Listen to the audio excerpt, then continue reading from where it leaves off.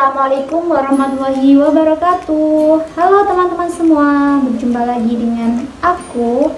Pada kesempatan kali ini, saya dan teman-teman saya akan membahas terkait tentang teori belajar behavioristik.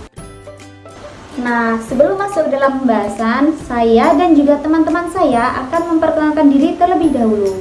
Perkenalkan, nama saya Ririn Fatmasari, NIM T 2019-1277, dan juga ada teman saya. Hai, namaku Nila Faizatul Umah, NIM T 2019-1289. Halo, perkenalkan nama saya Muhammad Sauki Iza Masruri, NIM T 2019-1279. Saya berasal dari Fakultas Tarbiyah dan Ilmu Keguruan, Program Studi Pendidikan Agama Islam UIN Khas Jember. Video ini kami buat sebagai tugas UTS Teknologi Pendidikan yang diampu oleh dosen Ibu Siti Dawiyah Farihah, MPDI. Nah, sebelum masuk ke dalam pembahasan, sebelumnya saya mau bertanya kepada teman-teman semua. Tentunya teman-teman semua sudah pernah mendengarkan apa sih teori belajar behavioristik? Jangan lupa ya, tonton video berikut ini sampai selesai, jangan di skip-skip ya teman-teman. Soalnya ini sangat penting dan sangat membantu teman-teman semua. Teori belajar behavioristik adalah perubahan perilaku yang diamati, diukur, dan dinilai secara konkret. Perubahan terjadi melalui rangsangan atau biasa disebut dengan stimulus yang menimbulkan hubungan perilaku reaktif atau biasa disebut dengan respon berdasarkan hukum-hukum mekanistik. Stimulus tidak lain adalah lingkungan belajar pada anak, baik internal maupun eksternal, yang menjadi penyebab belajar pada anak. Sedangkan respon adalah akibat atau dampak berupa reaksi fisik terhadap stimulus. Nah, teman-teman sudah tahu kan apa sih pengertian dari teori belajar behavioristik? Nah, di sini saya juga mempunyai 3 para ahli terkait tentang teori belajar behavioristik. Di antaranya yaitu yang pertama adalah menurut Thorndike, yang kedua ialah menurut Watson, dan yang ketiga ialah menurut Skinner. Menurut Thorndike, belajar adalah proses interaksi antara stimulus dan juga respon, yaitu stimulus adalah apa saja yang dapat merangsang terjadinya kegiatan belajar seperti pikiran, perasaan, atau hal-hal lain yang dapat ditangkap melalui alat indera. Sedangkan respon ialah reaksi yang dimunculkan siswa ketika belajar, yang juga dapat berupa perasaan, pikiran, atau gerakan dan juga tindakan. Yang kedua ialah menurut Watson. Menurut Watson, belajar adalah proses interaksi antara stimulus dan juga respon. Namun, stimulus dan respon yang dimaksud harus berbentuk tingkah laku yang dapat diamati atau observable dan dapat diukur. Ia tetap mengakui bahwa perubahan-perubahan mental dalam benak siswa itu sangat penting. Namun itu semua tidak dapat menjelaskan apakah seseorang telah belajar atau belum, karena tidak dapat diamati. Dan yang ketiga ialah menurut Guru Frederick Skinner, belajar adalah hubungan stimulus dan respon terjadi melalui interaksi dalam lingkungannya, yang kemudian akan menimbulkan perubahan tingkah laku, tidaknya sesederhana yang digambarkan oleh tokoh-tokoh sebelumnya. Sebab pada dasarnya stimulus-stimulus yang diberikan dan interaksi antara stimulus tersebut akan mempengaruhi bentuk respon yang diberikan. Jadi, dari penjelasan tersebut dapat disimpulkan bahwa perspektif belajar mengajar teori behavioristik merupakan proses belajar mengajar yang dengan adanya interaksi antara stimulus dan juga respon. Tetapi berbeda dengan pendapatnya Skinner, bahwa teori tersebut lebih menekankan pada perubahan perilaku yang dapat diamati dan mengabaikan kemungkinan yang terjadi dalam proses berpikir pada otak seseorang. Nah, teman-teman, setelah mengetahui pengertian dari teori behavioristik, kita akan lanjut dengan metode-metode yang sering digunakan di dalam pembelajaran teori behavioristik. Nah, sebelumnya, apakah teman-teman sudah tahu metode apa yang sering digunakan di dalam teori behavioristik? Belum kan? Yuk simak video ini sampai habis.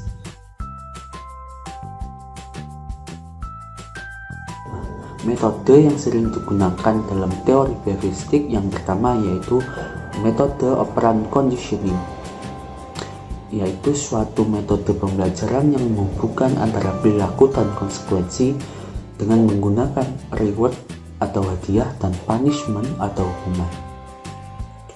Metode ini pertama kali dikembangkan oleh Skinner,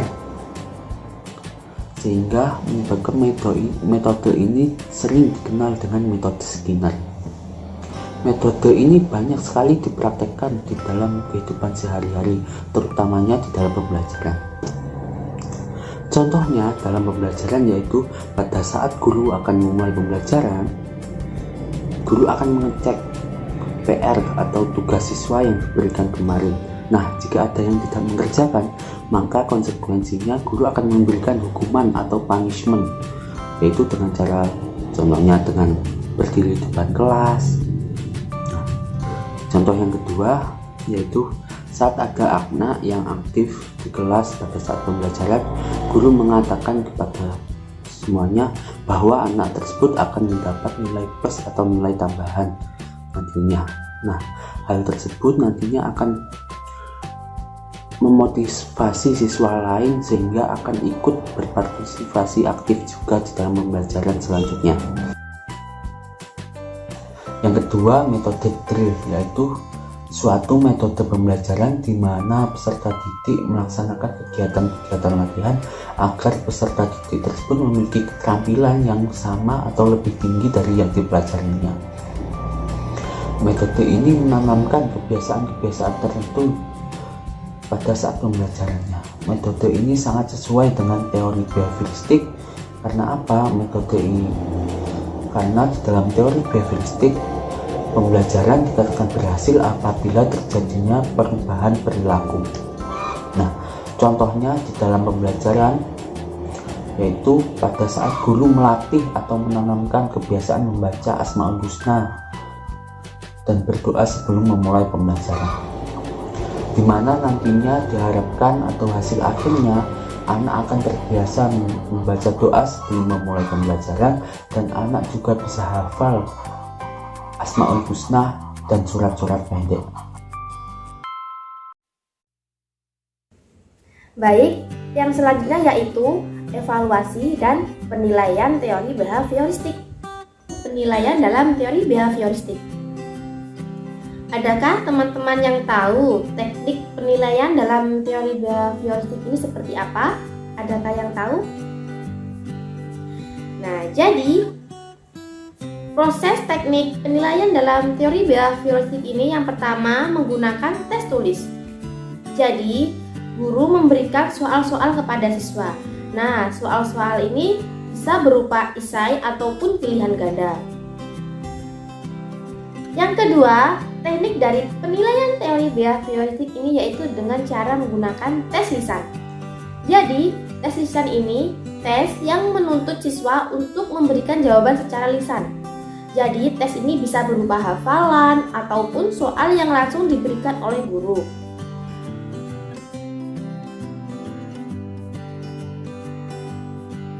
Nah, teman-teman, apakah ada yang tahu evaluasi dalam teori behavioristik itu seperti apa?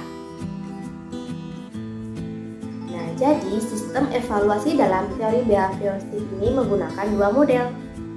Model yang pertama yaitu evaluasi formatif. Apakah ada yang tahu apa itu evaluasi formatif?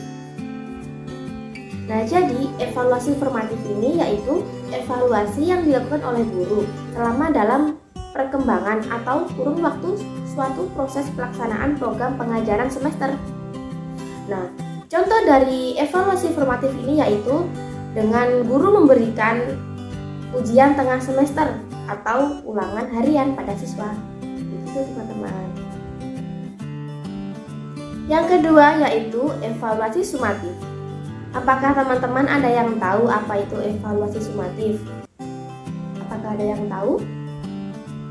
Nah, jadi evaluasi sumatif ini yaitu evaluasi yang dilakukan oleh guru selama dalam kurun waktu akhir semester. Nah, bentuk dari evaluasi sumatif ini yaitu berupa ujian akhir semester.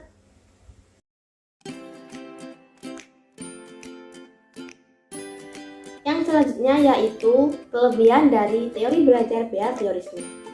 Sebelumnya aku mau tanya, adakah dari teman-teman semua yang tahu apa saja kelebihan dari teori belajar behaviorisme? Apakah ada yang tahu?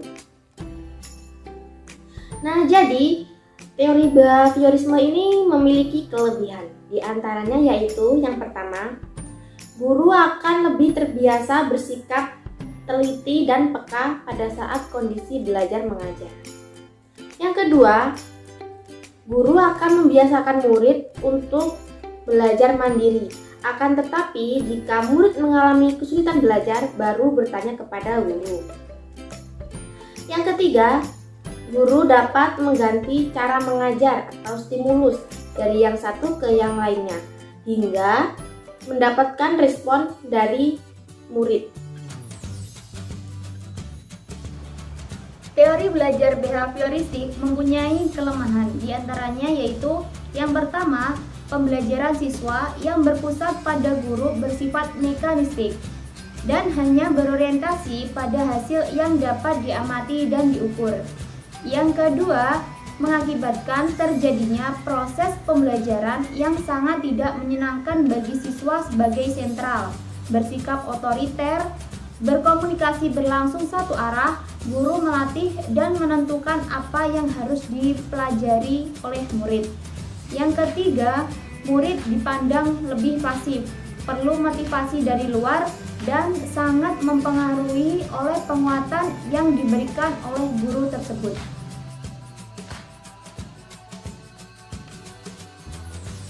Nah, jadi itu tadi merupakan yang bisa kami bertiga sampaikan mengenai pembelajaran teori behaviorisme.